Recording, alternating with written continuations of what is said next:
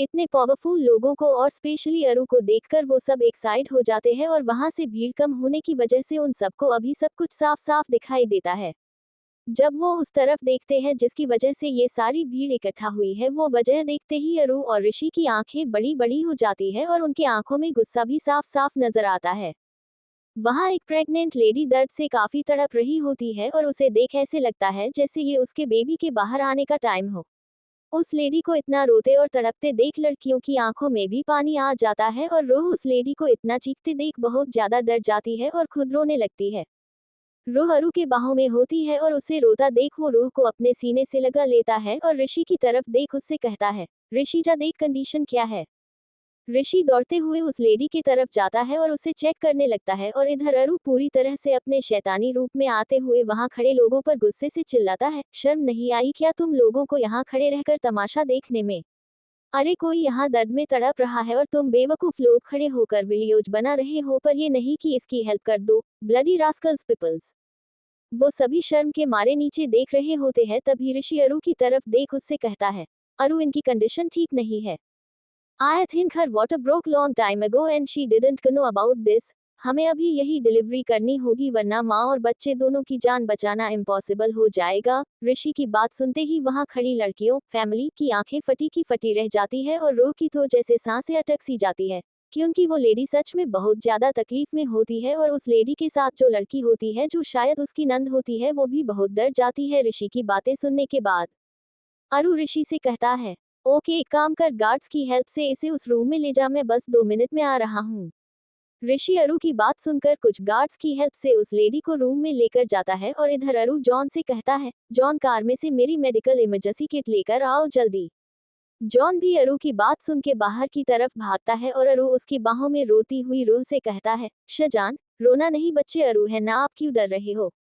तभी रूह अरु से रोते हुए कहती है, उन्हें कितना पेन हो रहा होगा ना। अरु और भैया ने भी बोला कि उन्हें और उनके बेबी के जान को खतरा है, अगर उन्हें कुछ हो गया तो। इस पर अरु रूह को कस के गले लगाते हुए कहता है, हे बच्चा कुछ नहीं होगा उन्हें, आप ट्रस्ट करते हो ना मुझ पे। रूह सिर्फ हाँ में अपना सिर हिलाती है, तो मैं आपसे प्रॉमिस करता हूँ बेटा मैं अपना 110% दूंगा, बट आप प्लीज रोइए मत क्योंकि आप ही तो मेरी स्ट्रेंथ ताकत हो ना, तो मेरा बेटा नहीं रोएगा ऐसे राइट।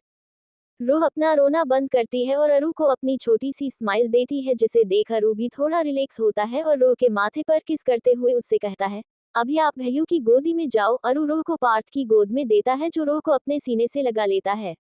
अरु पार्थ से कहता है, भाई प्लीज इसे फिर से रोने मत देना, आज सच में बहुत रोई है ये लड़की, अगर फिर से रोई तो I am Damon sure fever हो जाएगा इसे, तो प्लीज ध्यान रखना। इस पर पार्थ अरु से कहता है, तुम परी की चिंता मत करो अरु, हम सब है इसे संभालने के लिए, तुम बस उन दोनों की जान बचा लो यार। तभी जॉन आता है और अरु को वो किट सौंप देता है और अरु पार्थ से कहता है, मैं अपनी पूरी कोशिश करूंगा भाई। तभी रूह अरु के गालों पर किस करते हुए उससे कहती है, ऑल द बेस्ट अरु, आप कर सकते हो। इस पर अरु रूह के माथे पर किस करते हुए कहता है, थैंक यू मेरा बच्चा। इतना कहकर वो भी जल्दी से उस रूम की तरफ भागता है और दरवाजा बंद कर देता है। वो सब बाहर खड़े होते हैं और अंदर सिर्फ वो लेडी होती है ऋषि और अरु के साथ। तभी नीति उस लड़की के पास आती है जो उस लेडी के साथ थी और उससे पूछती है, उसका तुम्हारे साथ क्या रिलेशन है एंड व्हाट्स योर नेम। इस पर वो लड़की नीति को जवाब देते हुए कहती है, भाभी है वो मेरा नाम मायरा है और भाभी का नाम आदिति। तभी पंखू मायरा से पूछती है, अच्छा मायरा तुमने अपनी फैमिली को इन्फॉर्म किया अबाउट आदितिज कंडीशन। इस पर मायरा पंखू को बताती है, हाँ मैंने भाई को कॉल किया है, वो बस आते ही होंगी। तभी रूह उन सब की तरफ देख अपनी मासूमियत भरी आवाज में उनसे पूछती है, उनको कुछ होगा तो नहीं ना। वो कितना ज्यादा रो रही थी और कितना पेन हो रहा होगा ना उन्हें। उस लेडी की दर्द भरी आवाजों को इमेजिन करते हुए रूह के आंसू फिर से बहने लगते हैं और उसे रोता देख सबके सब सिवाय मायरा परेशान हो जाते हैं। तभी वीर पार्थ के पास आता है जिसकी गोद में रूह बैठी होती है और वीर रूह के आंसू पोंछते हुए उससे कहता है, अरे लगता है आपको आपके उस खड़ूस डॉक्टर से बुरी वाली डांट खानी है, तभी आप फिर से रो रहे हो। उसने क्या बोला था आपसे कि रोना नहीं, और देखो आप तो यहाँ फिर से रोने लग गए। ऐसे तो बीमार पड़ जाओगे ना आप बेटा, और फिर अरु आपको बेड से नीचे पैर भी रखने नहीं देगा, तो मस्ती करना बहुत दूर की बात है। आप चाहते हो कि वो आपको एक जगह पर बिठाए। रूह झट से बच्चों की तरह ना में अपना सिर हिलाती है और उसे देख सबके मायरा के भी चेहरे पर एक छोटी सी स्माइल आती है, नहीं ना, तो आप रोना नहीं ओके। रो फिर से अपना सिर हिलाती है और उस देख मायरा सबसे कहती है, कितनी क्यूट है ना ये छोटी सी बच्ची। वो उन सब की तरफ देखते हुए उनसे पूछती है, आप सब में से किसकी बेटी है ये? I think she might be 10 years old है ना। मायरा की बात सुनते ही सब के सब हंसने लगते हैं और रोह अपना प्यारा सा फेस बनाते हुए मायरा से कहती है, मैं 10 साल की नहीं हूँ दीदी, I am 17 years old big girl now, और इनमें से कोई भी मेरे मम्मा पापा नहीं है, वो तो घर में है और ये तो मेरे भैयू भाई भाभी दी और जीजू है। रो की पूरी बात सुनने के बाद मायरा को जैसे कोई शौक लगता है और वो कहती है, व्हाट, आप 17 साल के हो बट किसी भी एंगल से आप 17 के नहीं लगते। मैं क्या, अगर कोई भी आपको देखेगा तो उसे भी यही लगेगा कि आप 10 साल के कोई छोटे से बच्चे हो। तभी पार्थ रो को कसके गले लगाते हुए कहता है, इसीलिए ये हमारी बेबी प्रिंसेस है ना। रो भी हंसते हुए पार्थ के सीने में अपना फेस छुपा लेती है। ऐसे ही 1 घंटा बीत जाता है और तब तक वहां मायरा की फैमिली भी आ जाती है और किस्मत से मायरा के डैड रोहन के बिजनेस पार्टनर होते हैं, जिसकी वजह से रोहन, वीर और माही की मायरा के डैड और भाई के साथ काफी अच्छी फ्रेंडशिप होती है। अरु मायरा के डैड और भाई को जानता है, पूरी फैमिली को नहीं, पर वो लोग अरु को पर्सनली नहीं जानते, बट वो डॉक्टर अरहान मल्होत्रा को जानते हैं, क्योंकि उसे तो सारी दुनिया ही जानती है। वीर और माही को वहां देखकर वो पहले चौंक जाते हैं, पर तब माही उन्हें सब क्लियर करता है और ये भी बताता है कि अंदर जो है अरूप वो कोई और नहीं पर उनका छोटा भाई है।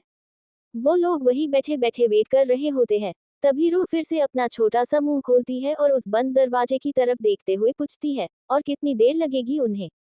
तभी रिया रूह के पास आकर बैठती है और उसका हाथ अपने दोनों हाथों में पकड़ते हुए कहती है, पर ये तो हम में से किसी को भी पता नहीं बेटा कि उन्हें और कितनी देर लगेगी। आपको पता है, जब ना मम्मा की टमी से बेबी बाहर आता है तब मम्मा को बहुत ज्यादा तकलीफ होती है, इतनी कि इसमें उसकी खुद की जान भी जा सकती है। पर उस दर्द में भी किसी माँ को अपने से ज्यादा अपने बच्चे की चिंता होती है और वो यही कहती है कि चाहे उसे कुछ भी हो जाए पर उसके बेबी को कुछ नहीं होना चाहिए। अच्छा वो सब छोड़ो और मुझे आप ये बताओ कि आपको हर महीने पीरियड्स होते हैं ना और पेन होता है? इस पर रोह अपनी डरी हुई शक्ल बनाते हुए कहती है, बहुत सारा भाभी, मुझे अच्छा नहीं लगता वो क्यों आते हैं, मुझे बहुत पेन होता है। इस पर रिया उसका एक गाल धीरे से पकड़ते हुए कहती है, बेटा ये तो हम गर्ल्स के लिए बहुत जरूरी है और इसके बिना तो आप कंप्लीट हो ही नहीं सकते। जैसे हर लड़की को पूरी तरह से एक औरत बनने के लिए माँ बनने की जरूरत पड़ती है, वैसे ही ये पीरियड्स भी बहुत जरूरी होते हैं, इसके बिना तो कोई लड़की लड़की ही नहीं होती। अभी आपको जितना पेन पीरियड्स में होता है उससे कहीं गुना ज्यादा तकलीफ एक बच्चे को जन्म देते वक्त होता है, और शायद इसीलिए बाबा जी हमें ये हर महीने की तकलीफ देते हैं, जिसकी वजह से हम उस वक्त तक खुद को तैयार कर सके और हमें ज्यादा तकलीफ ना हो। अभी आप बताइए प्रिंसेस, कुछ समझा आपको? रूह रिया की तरफ देख उससे कहती है, हाँ भाभी, पूरा समझा मुझे कि हम गर्ल्स ना बहुत बहुत स्ट्रांग होती है। इस पर रिया रूह के माथे पर किस करते हुए उससे कहती है, अरे वाह, आप तो बहुत इंटेलिजेंट हो, झट से समझ गए। Very good doll. तभी वीर रिया से हंसते हुए कहता है, तुमने भी तो कितनी अच्छी तरह से एक्सप्लेन किया परी को, मुझे नहीं पता था कि तुम इतने अच्छे से समझा सकती हो रियो। इस पर रिया वीर को बताती है, ये मेरी एक्सप्लेनेशन नहीं अरु की है। अरु का नाम सुनते ही सबकी आंखें बड़ी हो जाती है और तभी पनखू रिया से पूछती है, अरु ने समझाया था आपको भाभी, बट कब? जितना मुझे याद है उसने मेरे सामने तो कभी कुछ ऐसा नहीं कहा था। इस पर रिया हंसते हुए पनखू को बताती है, ये तब की बात है जब तुम माही की लाइफ में इंटर भी नहीं हुई थी और तब अरु पीजी के लिए प्रिपेयरिंग कर रहा था। तब मेरे पीरियड्स चल रहे थे और मैं सच में बहुत ज्यादा इरिटेट हो गई थी। उस वक्त घर में सिर्फ अरु था, मुझसे ना सच में कंट्रोल नहीं हो रहा था, और फिर उसने मुझे ये सब कुछ बहुत ही अच्छी तरह से एक्सप्लेन किया और तो और उसने मेरा पूरा ध्यान भी रखा था। आज जो मैंने परी को समझाया वो सब शॉर्ट में था, बट मुझे खुशी है कि वो समझ गई। रिया की बात सुन माही और वीर को उनके छोटे भाई पर बहुत ज्यादा प्राउड फील होता है, जो सब कुछ बहुत अच्छे से संभालना जानता है। अरु उम्र में बहुत छोटा है बट दिमाग से बहुत ही ज्यादा तेज और मैच्योर। तभी पार्थ एक स्माइल के साथ सबकी तरफ देखते हुए कहता है, अरु बहुत डिफरेंट है, मतलब हाँ ये बात अलग है कि गुस्सा हमेशा उसकी नाक पर होता है और किसी की बैंड बजाने से पहले वो एक बार भी सोचता नहीं है, बट कोई सिचुएशन को कैसे हैंडल करते हैं ना, वो सब उसे बहुत अच्छे तरीके से पता होता है। माइंड बहुत शार्प है उसका, और देखो इतनी छोटी सी एज में ही उसने बहुत कुछ हासिल कर लिया, नेम, फेम, रिस्पेक्ट, मनी और बहुत कुछ। इस पर वीर एक छोटी सी स्माइल देते हुए उससे कहता है, हाँ आज उसके पास सब कुछ है। आज वो खुद इतना काबिल है कि उसे अपने लाइफ में आगे बढ़ने के लिए ना ही डैड की जरूरत है और ना ही मेरी या माही की। उसने दिन रात बहुत मेहनत की है। कई बार तो वो हफ्ता हफ्ता वही हॉस्पिटल में बिता देता था और एक बार तो खुद बीमार भी पड़ गया था। उसने अपनी जी जान लगा दी हॉस्पिटल को नंबर 1 बनाने के लिए और देखो उसकी मेहनत रंग भी लाए, आज वो खुद पहले नंबर पर है पूरी दुनिया में। Truly I feel so proud on him. तभी माही वीर से हंसते हुए कहता है, भाई अरू पर प्राउड तो हम सब भी बहुत फील करते हैं और वो है भी वैसा, तभी तो दादू उससे मल्होत्राज का गुरूर और शान कहते हैं ना। वो सब लोग भी माही की बातों से सहमत होते हैं। तभी अचानक से पार्थ अपने सीने पर थोड़ा सा वजन फील करता है तो वो नीचे की तरफ देखता है। जैसे ही उसका ध्यान नीचे की तरफ जाता है उसके चेहरे पर एक सुकून भरी मुस्कान आती है, क्योंकि हमारी प्यारी सी प्रिंसेस अपने भैयू की गोद में बड़े ही आराम से सो रही होती है और उसका सिर पार्थ के सीने पर होता है और रो के दोनों हाथ पार्थ की पेट के चारों तरफ लिपटे हुए होते हैं। रो किसी प्यारी बिल्ली के बच्चे की तरह सिकुड़ के पार्थ की गोद में सो रही थी। पार्थ बहुत धीरे से उन सबसे कहता है, यहाँ देखो गाइज, अरू का वेट करते करते ये तो सो गई। तभी नीति रो की तरफ देखते हुए कहती है, बहुत थक गई होगी ना प्रिंसेस, कितनी मस्ती की है इसने, और जैसे अरू ने बोला था आज सच में बहुत बार रोई भी है जिसकी वजह से नींद आ गई होगी इसे। बट देखो ये सोते वक्त कितनी क्यूट लगती है ना, just like a kitten. Parth उसे बहुत ध्यान से और संभाल के पकड़ता है और ऐसे ही 1 घंटा और बीत जाता है। तभी वो सब उस रूम के अंदर से दरवाजे के खुलने की आवाज सुनते हैं और सभी अलर्ट हो जाते हैं। तभी अरू उस रूम से बाहर आता है और सब उसकी तरफ देखते हैं। अरू पूरी तरह से पसीने से भीगा हुआ होता है और उसके बैक शर्ट की दोनों स्लीव्स उसके कोहनी तक फोल्ड की हुई होती है। उसकी शर्ट की ऊपर की 2 बटन खुली हुई होती है जिसकी वजह से अरू काफी हैंडसम और सेक्सी लग रहा होता है इस हालत में भी। अरू के हाथ में एक प्यारा सा बेबी एक रेड कपड़े में लिपटा होता है। ऋषि भी अरू के पीछे ही होता है और उन्हें देख युग आदिति का पति अरू की तरफ भागता है। युग अरू से घबराते हुए पूछता है, डॉक्टर मेरी वाइफ कैसी है, इज शी ओके? इस पर अरू हंसते हुए कहता है, सबसे पहले तो congratulations, you become father of this cute baby boy. Now you can call me Arhan या फिर अरू। मुझे पता है कि आप डैड के बिजनेस पार्टनर हो and I can know you, so there is no need to become formal. अभी रही बात आपके वाइफ की तो डोंट वरी युग भाई, वो बिल्कुल ठीक है, बट वीक है जिसकी वजह से आपको उन्हें लेकर कल हॉस्पिटल आना होगा फॉर प्रॉपर ट्रीटमेंट। हाँ थोड़ा सॉरी, आई मीन ज्यादा ही मुश्किल था, बट बाबाजी के ब्लेसिंग से उनकी नॉर्मल डिलीवरी हो गई। मैंने उन्हें इंजेक्शन लगाया है जिसकी वजह से उन्हें 1-2 घंटे में होश आ जाएगा एंड शी नीड एनर्जी, तो उसके लिए मैं हॉस्पिटल से एक नर्स को आपके यहाँ भेज देता हूँ। वो आज रात भाभी की कंडीशन को मॉनिटर करेगी और आप कल उन्हें मॉर्निंग में हॉस्पिटल लेकर आना, क्योंकि कल के दिन उन्हें हॉस्पिटल में ही रहना होगा। Now here is you a baby boy, लीजिए संभालिए। इतना कहते ही अरू युग को बेबी सौंप देता है और बेबी को देख युग के आंखों से आंसू आने लगते हैं। युग की फैमिली भी उसके पास आती है, तभी युग उनसे कहता है, कितना प्यारा है ना ये। तभी वो अरू की तरफ देखते हुए उससे कहता है, पता नहीं किन वर्ड्स में मैं तुम्हारा शुक्रिया अदा करूं, तुम हमारे लिए किसी एंजल से कम नहीं हो अरू। पता नहीं अगर आज तुम यहाँ नहीं होते तो क्या होता, मेरी आदिति और बच्चे की जान खतरे में पड़ जाती, पर तुम दोनों ने सही वक्त पर संभाल लिया, थैंक यू सो मच अरू एंड डॉक्टर ऋषि। तभी अरू युग से कहता है, इसमें थैंक्स की कोई बात ही नहीं है, इट्स अवर ड्यूटी भाई, तो हमने बस अपनी ड्यूटी पूरी की है, अपना फर्ज निभाया है। आपको बेबी के लिए वरिड होने की भी जरूरत नहीं है, आपका बेबी पूरी तरह से हेल्दी है, बस एक बार बच्चे का चेकअप करवाना होगा। युग अपना सिर हाँ में हिलाता है और सभी युग और उसके फैमिली को बधाइयां देते हैं। तभी अरू का ध्यान रो पर पड़ता है और वो पार्थ के पास आता है और उससे पूछता है, ये तो सो गई भाई, कितने देर पहले सोई, ये कुछ खाया भी नहीं इसने। पार्थ उसे बताता है, अरू लगभग 1 घंटा या उससे ज्यादा हुआ होगा यार, देखो कितनी थक गई है बच्ची, इसके चेहरे से साफ साफ नजर आ रहा है। तभी अरू पार्थ से कहता है, बेबी को उठा के खाना तो खिलाना ही होगा भाई, खाली पेट नहीं सोने दे सकते बच्ची को। हाँ वो चिड़चिड़ करेगी बट इट्स ओके, मैं संभाल लूंगा। आप तब से ऐसे ही पकड़ कर बैठे हो, हाथ अकड़ जाएगा आपका फिर। लाओ मैं पकड़ता हूँ इसे और फिर जल्दी से होटल चलते हैं, क्योंकि सच में लेट हो गया है। सब अरू की बात मान जाते हैं और अरू बहुत ही संभाल के रूह को पार्थ की गोद से अपने बाहों में लेता है और तभी वो युग की आवाज सुनता है, क्योंकि वो लोग भी वही होते हैं। तभी युग अरू की तरफ देखते हुए उससे मुस्कुराते हुए कहता है, मैं तो वैसे लड़का हूँ, बट एक बात कहना चाहता हूँ कि ये बच्ची प्रो बहुत ज्यादा लकी है जिसके पास अरू खुद है। युग की बात सुन अरू पहले तो हंसता है और फिर रूह की तरफ देखने के बाद युग की तरफ देखते हुए उससे कहता है, नो भाई यहाँ आप गलत हो। असल में लकी ये नहीं, लकी तो मैं हूँ जो ये मेरी जिंदगी में है। मैं ना बहुत बहुत लकी हूँ जिसे बाबाजी ने इतनी प्यारी सी प्रिंसेस दी है and I love her more than my self. तभी युग की फैमिली भी वहां से चली जाती है और वो सब भी वहां से मुंबई के बेस्ट होटल में जाते हैं। पर जब वो सब अपनी अपनी कार से बाहर आते हैं तभी कुछ मीडिया वाले उन्हें घेर लेते हैं, जिसे देख अरु का दिमाग खराब होता है और वो उन पर चिल्लाने ही वाला होता है, पर तभी उसे ये एहसास होता है कि उसकी बाहों में रोज सो रही है, जो अरु के चिल्लाने की आवाज के वजह से डर के मारे उठ सकती है। अरु अपना उबलता हुआ गुस्सा शांत करने के लिए अपनी आंखें कस के बंद करता है और एक लंबी सांस लेता है।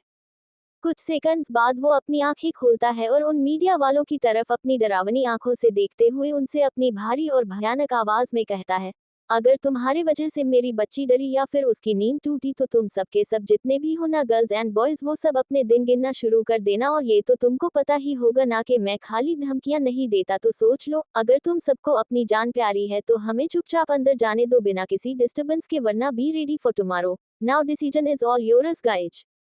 अरु की बात सुन के वो सब मीडिया वाले एक दूसरे की तरफ देखते हैं और कुछ सेकंड्स बाद ही सभी अपने आप एक साइड हो जाते हैं और अपना अपना कैमरा भी बंद कर देते हैं। उन्हें यूं पीछे हटता देख अरु के चेहरे पर उसकी सबसे फेमस शैतानी डेविल स्माइल आती है और वो उन सब मीडिया वालों से कहता है, गुड डिसीजन, इसके लिए तुम लोगों को बाद में पछताना नहीं पड़ेगा। इतना कहकर वो होटल के अंदर चला जाता है और बाकी सब भी अरु के पीछे पीछे अंदर की तरफ चले जाते हैं। उनके लिए पहले से ही होटल में स्पेशल टेबल बुक किया हुआ है, तो बिना ज्यादा समय गवाए वो सभी अपनी टेबल की तरफ जाते हैं और अपनी अपनी जगह पर बैठ जाते हैं। तभी वहां एक वेटर आता है उनके खाने का ऑर्डर लेने के लिए। सब अपनी अपनी पसंद का खाना ऑर्डर करते हैं और अरु उसके और रो के लिए सेम खाना ऑर्डर करता है। जब कुछ देर बाद उनका खाना आ जाता है तभी ऋषि अरु से कहता है, अरु अभी उठा दे, परी को देख खाना भी आ गया है, गर्मा गर्म खाना खिला देंगे इसे। अरु रो की तरफ देखता है जो उसकी गोद में किसी प्यारे से बच्चे की तरह अपना मुंह खोल के सोई हुई थी। अरु उसके माथे पर किस करता है और उसके एक गाल पर अपना अंगूठा रब करते हुए रो से बहुत स्वीट आवाज में कहता है, परी उठो बच्चे, कुछ नहीं खाया है आपने तो जल्दी से कुछ खा लो और फिर सो जाना प्रिंसेस।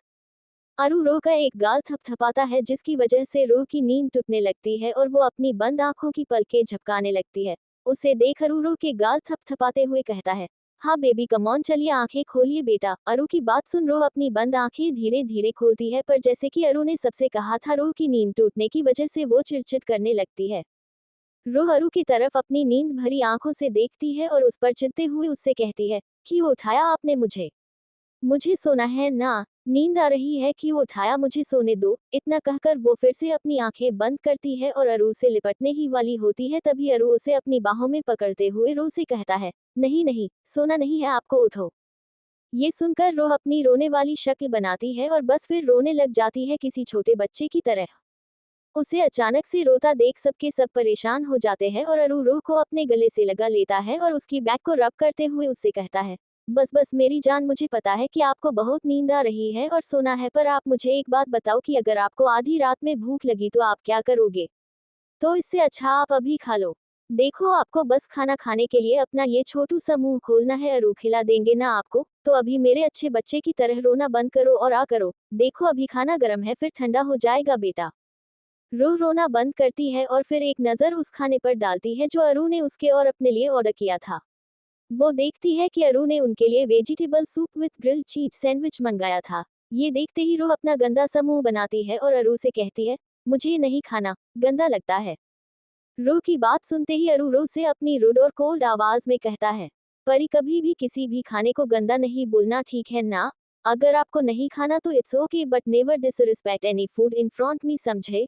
रो कुछ नहीं कहती, सिर्फ नीचे देखती है और अरु को ऐसे उससे बात करते हुए देख सबके सब अरु को आर यू सीरियस वाला लुक देते हैं। तभी वीर अरु से कहता है, अरे मेरे शेर, ऐसे उस बच्ची पर गुस्सा होना बंद कर। पहले से ही वो नींद में थी, हमने उसकी नींद बिगाड़ दी यार, और तू फिर से उस पे नाराज हो रहा है, हद है। ये बात तू उसे प्यार से भी तो समझा सकता है ना, बट नहीं। वीर रू की तरफ देखते हुए उससे कहता है, पर आपको वो नहीं खाना ना बेटा, कोई बात नहीं, आपको हम में से कोई भी फोर्स नहीं करेगा। अच्छा आपको मेरे साथ खाना है, मैंने चिकन करी और रोटी मंगाई है, आप खाओगे वो? रू वीर की तरफ देखती है और हमें अपना सिर हिलाती है। रो अरु की गोद में से नीचे उतरकर वीर की तरफ जाती है जो अरु के ठीक आगे बैठा होता है। रो बिना कुछ बोले वीर के पास जाती है और वो रो को बड़ी हिफाजत से अपनी गोद में बिठाता है। रो उन सबके लिए छोटे बच्चे जैसी होती है, तो सभी उससे प्यार करते हैं और उसमें उनका रो को गोद में बिठाना या बाहों में उठाना सब कॉमन होता है, तो प्लीज इस बात के लिए कोई भी रो को जज मत करना। रो का चेहरा अभी पूरी तरह से मुरझाया हुआ होता है। पहले से ही उसकी नींद टूटी थी जिसकी वजह से वो रो रही थी और अभी अरु ने भी रो से रूडली बात की। रो को ऐसे देख सबका दिल टूटने लगता है और तभी ऋषि जो अरु के लेफ्ट साइड में बैठा होता है वो उससे चिढ़ी हुई आवाज में अरु से कहता है, देख कैसे चुप हो गई वो, क्या यार तू क्या कंट्रोल नहीं कर सकता क्या, जब देखो तब गुस्सा तो तेरी नाक पर ही बैठा रहता है, पर अभी वो नाराज हो गई ना तुझसे, अभी मनाते बैठना फिर से। इतना कहकर वो भी अपना मुंह रो की तरफ घुमा देता है और देखता है कि वीर रो को खाना खिला रहा है और रो चुपचाप बिना एक शब्द बोले वीर की हाथों से खाना खा रही है। तभी रिया अरु की तरफ देख उससे कहती है, अरु वो खा रही है अभी तुम भी खाओ। अरु चुपचाप अपना खाना खाने लगता है पर बार बार वो रो की तरफ देखता है जो सिर्फ उस प्लेट की तरफ ही देख रही होती है। थोड़ी देर बाद सबका खाना भी हो जाता है और तभी वो सब रो की तरफ देखते हैं जो अब तक जगी होती है और उसका सिर वीर के सीने पर होता है। नींद की वजह से अभी उसकी आंखें लाल हुई होती है और शायद वो खुद को कंट्रोल भी कर रही है कि वो ना रोए जो उसकी आंखों में साफ साफ दिखता है। अरु रो की तरफ देखता है और उसे रो को ऐसे देखकर बहुत गिल्टी फील होता है। तभी वो अपनी जगह से उठकर वीर की तरफ आता है और वीर से कहता है, भाई आप लोग घर के लिए निकलो मैं परी को कैम ड्रॉप करके आता हूँ। अरु के इंटेंशंस को समझते हुए वीर उसे हाँ में अपना जवाब देता है और अरु बहुत ध्यान से रो को वीर की गोद से अपनी बाहों में उठाता है। जैसे ही अरु रो को उठाता है रो के आंसू बहने शुरू हो जाते हैं जो उसने न जाने कितनी देर से रोक कर रखे थे। रो तुरंत अपने दोनों हाथ अरु के गले से लपेट देती है और अपना चेहरा अरु की गर्दन में छिपा देती है। रो को ऐसे देख सब घबरा जाते हैं पर अरु अपनी आंखों से उन सबको इशारा करता है और वहां से बाहर की तरफ चला जाता है। अरु रो को लेकर बाहर पार्किंग की तरफ आता है और तभी वो जॉन और ड्राइवर को कुछ इशारा करता है जिसकी वजह से वो दोनों गाड़ी से थोड़ा दूर रुक जाते हैं। एक गार्ड अरु के लिए गाड़ी के पीछे का दरवाजा खोल देता है और जब अरु रो को लेकर अंदर बैठता है वो गार्ड भी दरवाजा बंद करके दूसरी तरफ चला जाता है। गाड़ी में अरु रो को अपनी गोद में बिठाता है और उसकी बैग को सहलाते हुए उससे कहता है, I am so bad idiot fool और ना जाने बहुत कुछ। आप ना चिल्लाओ, गुस्सा करो but please talk to me baby और स्टॉप क्राइंग ना प्लीज। रो फिर भी कुछ नहीं कहती और सिर्फ रोए जाती है और जब अरु को उसकी बॉडी थोड़ी सी गर्म लगती है वो डर जाता है और अपने मन में सोचता है, bloody sheet, her body temperature is rising now, ऐसे तो 100% ऐसे फीवर हो जाना है। यार मेरी ही गलती है, मुझे पता था कि she can't handle so much crying, फिर भी मैंने रूडली बात की उससे। Aru you are really monster boy. Aru रो की तरफ देख उससे वरिड आवाज में कहता है, बच्चे आपकी पूरी बॉडी गर्म हो रही है, बुखार हो रहा है, प्लीज चुप हो जाइए। अच्छा आपको बात नहीं करनी, आप गुस्सा हो मुझसे, इट्स ओके, पर बेटा रोना बंद करो पहले।